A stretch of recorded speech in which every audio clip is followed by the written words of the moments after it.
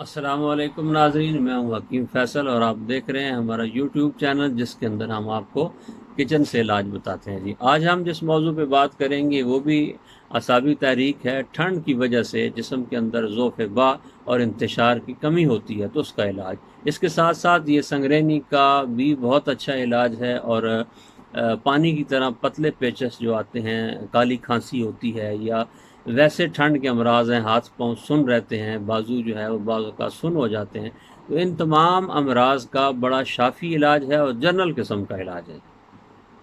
آپ استعمال کریں اور دیکھیں کہ آپ کے جسم کے اندر کس طرح حرارت دوڑتی ہے، اور وہ بھی کچن سے، اور بہت آسان سادہ سائڈ، جس کا کوئی سائیڈ افیکٹ نہیں۔ تو آپ نے 100 گرام جو ہے وہ دار چینی لینی ہے، 50 گرام رائی لینی ہے۔ رائی یہ باریک سے دانے ہوتے ہیں جو اچار کے اندر ڈالے جاتے ہیں جی، عام طور پہ سرسوں کی قسم سے آئی ہے رائی۔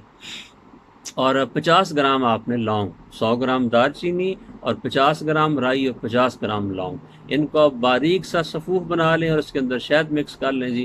اور 1/4 حصہ ٹی سپون صبح و شام قہوہ کے ساتھ استعمال کریں۔ بلیک ٹی چائے لے لیں یا چائے کا قہوہ پتی کا بنا لیں، اس کے ساتھ استعمال کریں۔ آپ دیکھیں کہ آپ کے جسم کے اندر کس طرح حرارت پیدا ہوتی ہے اور دوبارہ قوت، صحت اور جوانی لوٹ کے آتی ہے جی۔ السلام علیکم۔